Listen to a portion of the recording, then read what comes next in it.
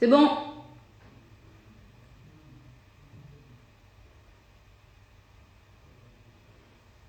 c'est bon.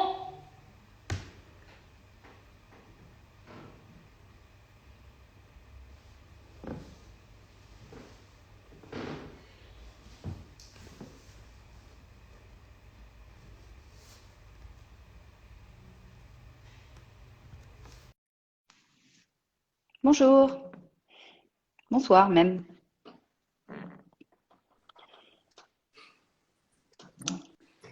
Bonsoir, Bonsoir. Bonsoir. ça va? Ça va bien? Tout va très bien. Parfait. Notre premier live, Bon alors, premier live du CCFP. bonsoir à vous trois. Alors, bienvenue sur le premier live en fait du Centre de chirurgie de la femme de Paris.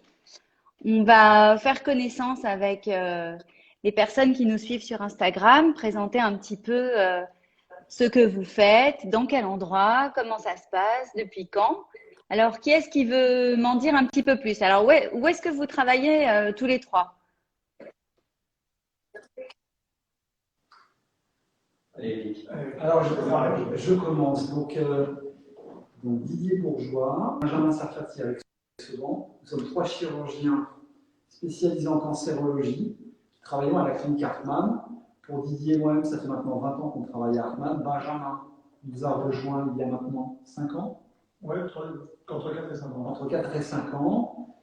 On a des spécialités différentes mais très complémentaires. Didier et moi-même faisons, c'est-à-dire que notre rôle est dans.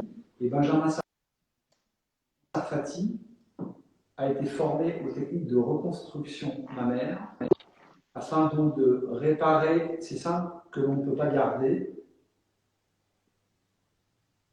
Je te passe la parole. Voilà. Donc évidemment, l'objectif, c'est d'avoir une équipe qui est pluridisciplinaire.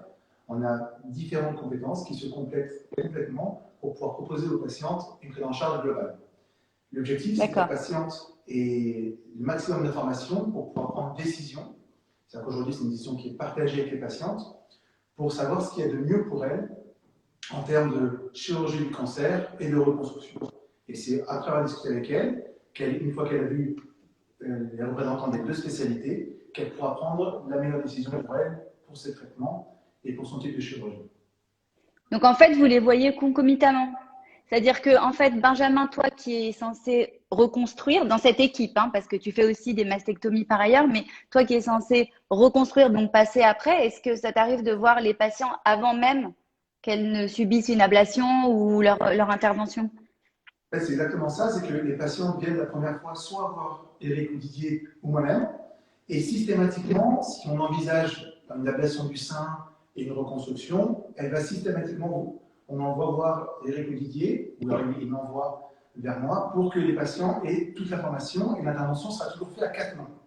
L'intervention sera faite avec un chirurgien oncologue qui s'occupera de l'ablation du sein ou de l'ablation de la tumeur, et un chirurgien plasticien qui s'occupera de la reconstruction. D'accord. Alors, les gens posent souvent cette question. Votre formation de départ, en fait, par exemple, pour Eric et Didier, vous êtes chirurgien cancéro. Donc, au départ, vous êtes chirurgien et vous vous êtes spécialisé en oncologie, on est bien d'accord? Alors effectivement, ce qui est assez intéressant dans notre équipe, c'est qu'en plus on vient tous les trois de deux grands centres anticancéreux parisiens, puisque Eric et Benjamin sont des purs produits de l'Institut Gustave Roussy, et moi je suis un pur produit de l'Institut Curie. Donc en plus c'est assez intéressant parce que de temps en temps on peut avoir des visions un petit peu différentes, on peut avoir des prises en charge un petit peu différentes, et que justement l'idée de monter ce centre de chirurgie de la femme, c'était un peu justement de ne pas travailler les uns à côté des autres, mais de travailler les uns avec les autres. C'est vraiment de se fédérer. Et ce que disait Benjamin, c'est exactement ça, c'est-à-dire que la chirurgie, elle ne se conçoit pas comme des gens qui vont travailler les uns les uns après les autres, mais les uns avec les autres.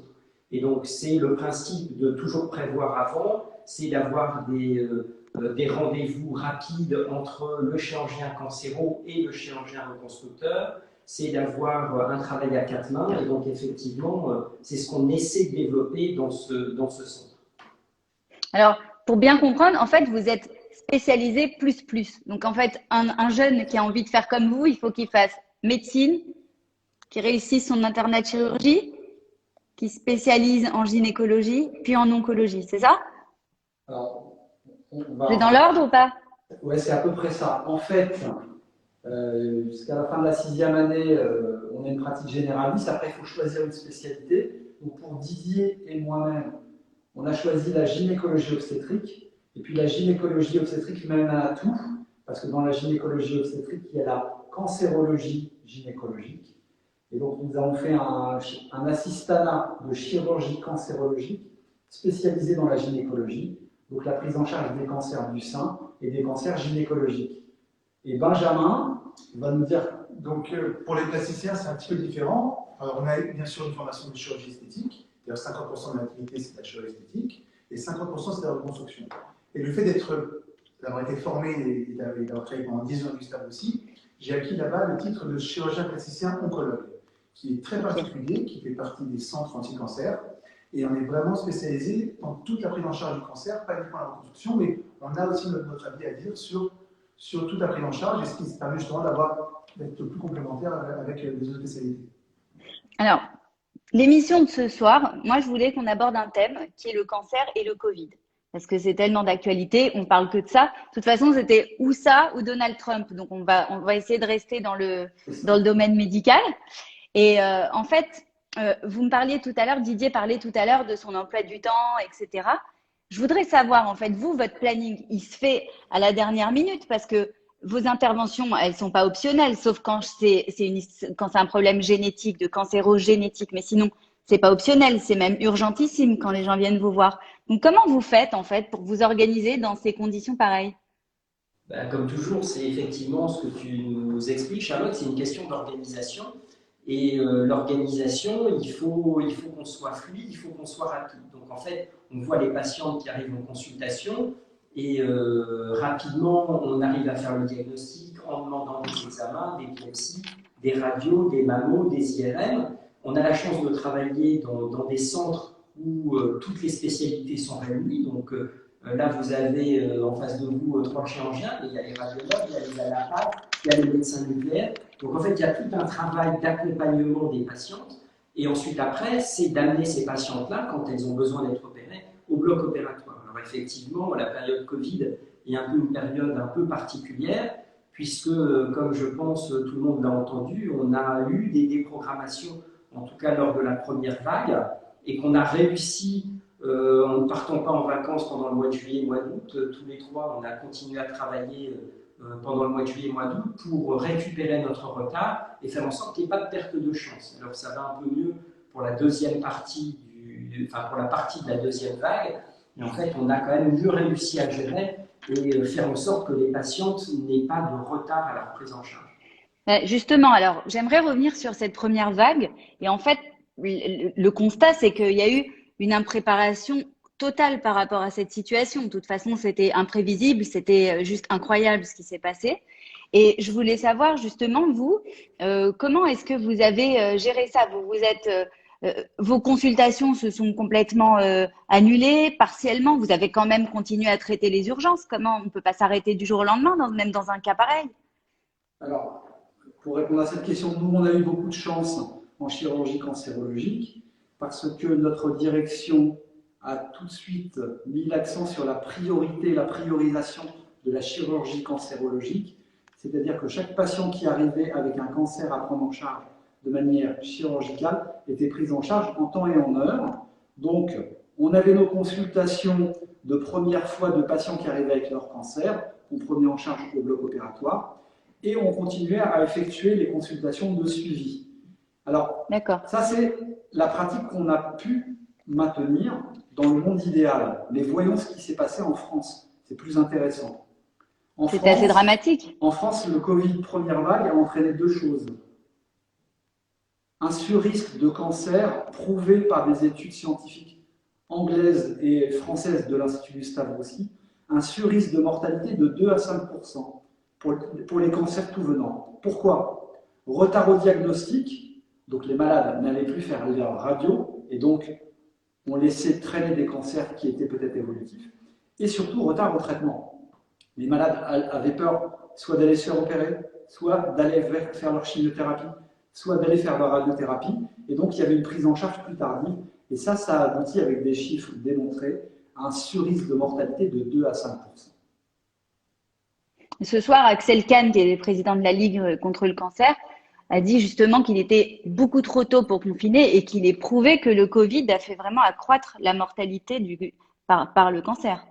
Alors, Donc ça, vous nous le confirmez aussi. Alors, Eric parlait effectivement d'une étude qui a été faite à l'Institut Gustave Roussy, mais il y a eu aussi une autre étude qui va exactement dans le même sens et qui est même un peu plus pessimiste que l'étude de Gustave Roussy, qui est une étude qui est sortie dans le BMJ, dans le British Medical Journal, et en fait qui montre de façon un peu plus globale que finalement un retard induit à la prise en charge d'un cancer, quel qu'il soit, et en tout cas c'est valable pour les cancers du sein et les cancers gynécologiques, augmente considérablement le surrisque de mortalité.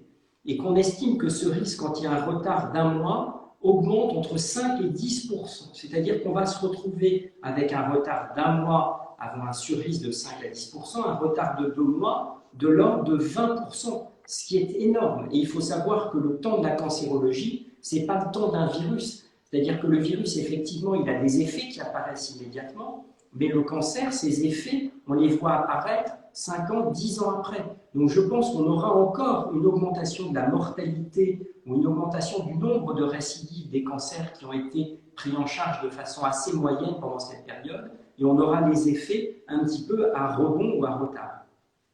J'ai lu aussi dans une des études qu'il y avait, en fait, ils calculent un décalage de 6 mois. Donc 2 mois de Covid, 2 mois d'été et 2 mois d'après. Comment ça s'explique? Le problème, c'est que tout ça, c'est des suppositions, c'est des modèles mathématiques. Comme dit Didier, la réponse, on l'aura dans 10 ans. Avec les études qui vont être faites aujourd'hui, il est trop tôt pour l'évaluer. Ce qui est sûr, c'est qu'aujourd'hui, la vraie révolution en termes de consultation, ça a été la venue de la téléconsultation. On a eu énormément de téléconsultations pendant cette première vague, qui a permis de faire un débroussaillage, de pouvoir classer les patients qui étaient urgents et les patients pas urgents. Et donc, ça permettait aux patients quand même d'avoir un contact avec leur chirurgien et de savoir si elles devaient soit se faire opérer en urgence, soit c'est quelque chose qui pouvait attendre plusieurs semaines et la fin de la première vague. Et c'est quelque chose qu'aujourd'hui, finalement, on continue à faire. Aujourd'hui, moi, je fais toujours beaucoup de téléconsultations parce que les patients ont besoin d'un premier avis et c'est à nous de justement de leur donner le degré d'urgence. Et l'avantage avec notre équipe, justement, c'est que c'est la réactivité. Dès qu'on a une patiente en face de nous en téléconsultation, si on veut que Eric ou Didier la voit tout de suite, on l'appelle, on passe un coup de fil et souvent elle est vue le jour même. Ce qui permet à la personne d'avoir toute l'information très vite et d'être souvent rassurée pour la suite. Et j'ai vu qu'il y avait des patients qui ont dit qu'ils avaient en fait manqué d'explications au moment de la première vague et en fait ils n'ont pas su s'il fallait qu'ils poursuivent, s'il fallait qu'ils arrêtent. Est-ce que vous avez eu du mal à maintenir le contact avec les gens que vous étiez en train de suivre, sans parler de dépistage, mais les patients qui étaient déjà en suivi, est-ce que vous avez eu du mal à poursuivre? Le problème des patients lors de la première vague, c'est qu'il y avait une vraie panique liée à la peur d'attraper le Covid. Et donc, les patients ne voulaient plus se déplacer, mais pour faire leurs examens, pour voir le médecin pour une consultation de routine, pour venir se faire traiter. Pour eux, le risque de contamination était très important dans les cabinets médicaux et dans les structures hospitalières. Et il fallait rester chez soi. Je vous rappelle que la devise, au mois de mars-avril, c'est « restez chez vous ». Sauf qu'on n'a pas dit aux patients « restez chez vous », sauf ceux qui nécessitent d'aller voir le médecin. Et ça ne concerne pas que la cancérologie. Ça concerne aussi les maladies chroniques, le diabète, l'hypertension, les maladies cardiovasculaires. On n'en parle pas, mais il va y avoir une surmortalité cardiovasculaire évidente dans les 10 années qui viennent.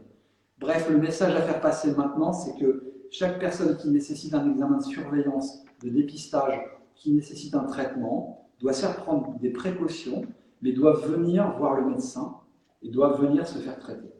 Justement, alors maintenant qu'on est dans cette fameuse deuxième vague, on appréhende quand même les choses de façon différemment et le confinement actuel le montre bien. C'est pas du tout le même système qui est appliqué. Donc, quel est votre plan d'action? Quelles sont les erreurs que vous ne referiez pas? Qu'est-ce qu'il faut absolument changer par rapport à la première fois? Après, moi, je pense qu'on n'a pas tellement commis d'erreurs dans la gestion de la première vague, parce que je pense que d'abord, on a été toujours présent sur le pont, c'est-à-dire même quand les consultations étaient quasiment vides, on était toujours présent. Benjamin l'a dit, il y a eu aussi la vidéoconsultation qui nous a permis de garder le contact avec les patientes. Pour même les patientes qui avaient un certain âge, qui n'avaient pas d'ordinateur ou pas de smartphone, on pouvait les appeler, donc on pouvait faire aussi de la consultation par téléphone. Et avoir les patientes au téléphone, discuter avec elles, finalement, ça les rassure. Et je crois que c'était important de garder ce lien, et on le voit encore maintenant, le lien social est essentiel, et le lien médical fait partie de ce lien social. Et je crois que ça, on l'a plutôt bien géré, bien managé. Alors après, moi j'en discutais là avec une patiente qui avait encore peur de venir au bloc opératoire. C'est-à-dire qu'elle me disait, est-ce que c'est sûr de venir au bloc opératoire? Je lui disais, mais l'endroit le plus sûr au monde, c'est le bloc opératoire. Oui. Le bloc opératoire, on est formé à éviter justement ce qu'on appelle les infections nosocomiales, c'est-à-dire à pas de transmettre les infections du praticien au patient. Donc il n'y a pas d'endroit plus sécurisé au monde que le bloc opératoire. Donc déjà, il faut rassurer l'ensemble des patientes vis-à-vis de cette prise en charge. Je crois qu'il est très, très, très exceptionnel d'avoir eu des clusters au bloc opératoire. Je pense même qu'il n'y en a pas eu du tout en France. Donc, Mais c'est bien de le dire parce que c'est vrai que les gens ont peur de tout. Donc, c'est vrai que c'est bien de le dire clairement. Qu'il n'y a aucun risque supplémentaire. Ouais. Le bloc opératoire, il faut pouvoir y accéder. Et par contre, pour y accéder, il faut faire des examens. C'est-à-dire que les patientes, elles ne frappent pas notre porte en disant docteur, j'ai un cancer de sein, opérez-moi. Il faut qu'elles aillent voir les radiologues, il faut qu'elles aillent voir les médecins qui prennent en charge, les gynécos. Donc, nous, on a besoin de tout cet arsenal et de tous ces autres correspondants et de tous ces autres médecins. Donc c'est ça la difficulté de la cancérologie, c'est que c'est un travail d'équipe, c'est un travail d'individu, c'est un travail les uns à côté des autres, c'est vraiment toute une prise en charge globale. Et je pense qu'effectivement, ce qui a beaucoup retardé la prise en charge lors de la première vague, c'est qu'en fait, ce que disait Eric, c'est que les patients, elles ne vont plus chez le radiologue. Mais si elles ne vont plus chez le radiologue, il n'y a plus de dépistage. S'il n'y a plus de dépistage, il n'y a plus de biopsie. S'il n'y a plus de biopsie, il n'y a plus de diagnostic. Et c'est pas alors justement, comme on vient de terminer le mois d'Octobre Rose, qui est le mois de dépistage du cancer du sein, vous l'avez trouvé comment ce mois d'Octobre Rose, normal ou un peu faiblard quand même? Est-ce que ça a été une bonne mobilisation ou c'était un peu pas encore ça? Je vais répondre après Benjamin répondant. On l'a trouvé un peu triste parce qu'en fait, nous, ce qu'on aime, c'est le contact, c'est la présence. Et les réunions présentielles, elles étaient compliquées à organiser, donc on avait des réunions à distance, les fameux Zoom, qui certes permettent de communiquer, mais à quel prix? Il n'y a plus le côté présentiel humain qu'on avait dans les années précédentes, mais on va y revenir, je suis très optimiste. Et est-ce qu'on a des chiffres sur le nombre de dépistages qui ont été faits, le nombre de mammographies, etc. Ou c'est en baisse par rapport aux autres années ou ça a quand même… C'est sûr que c'est en baisse. À partir du moment où les gens n'avaient pas accès ou avaient peur d'aller se faire dépister, c'est forcément en baisse. Et c'est vrai que l'Octobre Rose, c'est vrai que moi, ça m'a toujours un petit peu sourire parce qu'on a raison d'Octobre Rose, tout le monde s'intéresse au cancer du sein, puis dès qu'on est au 1er novembre, on passe à autre chose. Nous, Octobre Rose, c'est un peu toute l'année en fait. Donc, on n'en fait pas trop à ce moment-là parce que finalement, on est déjà sur le pont tous les jours de l'année. Bon, alors on a la chance d'être 3. J'aimerais que chacun de vous donne un conseil, une recommandation. On sait que tous vos messages sont extrêmement précieux pour toutes les femmes qui vous regardent, qui vous suivent. Et elles mettent une grande confiance en vous. Et est-ce que vous auriez un message à faire passer vraiment qui vous semble très important en tout cas? Je vais faire passer un message positif, optimiste. Je crois qu'ensemble, c'est ensemble qu'on gagne. C'est un vrai travail d'équipe. Et le travail d'équipe, c'est non seulement les chirurgiens entre eux, mais c'est le rapport entre les chirurgiens et les patients. Je crois que c'est essentiel. Merci beaucoup. Eric? Alors, je vais faire passer un deuxième message. Je vais donner un conseil avisé aux patients qui nous écoutent. Quand vous choisissez un chirurgien cancérologue, choisissez plutôt une équipe cancérologique parce qu'en fait, nous sommes les bras armés d'une structure qui englobe des médecins cancérologues, des chimiothérapeutes, des radiothérapeutes, des radiologues, des anatomopathologistes, des chirurgiens, et tous ces médecins sont là pour partager une décision de façon intelligente et pour prendre la bonne décision pour traiter le bon cancer. Donc, choisissez une équipe cancérologique et pas forcément un individu. Ok, merci. Benjamin, Et donc, on va terminer avec toi. le dernier message, donc, il faut savoir que le cancer du sein, c'est un des cancers qui se soigne le mieux. On a aujourd'hui des études, on a tous les outils pour ça. Il faut savoir qu'aujourd'hui, en particulier la chirurgie, on ne va plus uniquement traiter le cancer. On va avoir en première position dans la tête la qualité de vie des patientes. Et on va vous proposer des choses qui vont permettre aujourd'hui, bien sûr, de traiter le cancer, mais de préserver la qualité de vie et l'image de soi. D'ailleurs, le fait que tu sois intégré dans cette équipe dès le départ est quand même un message très positif. Ça veut dire qu'on est tout de suite dans la reconstruction, dans l'après. Et c'est quand même porteur d'espoir, tout ça pour une femme. C'est sympa, merci. Bon, bah, je vous remercie au nom de tout le monde. Merci Charles. Merci beaucoup et à très bientôt. À très vite. À bientôt. À très vite. Ça marche.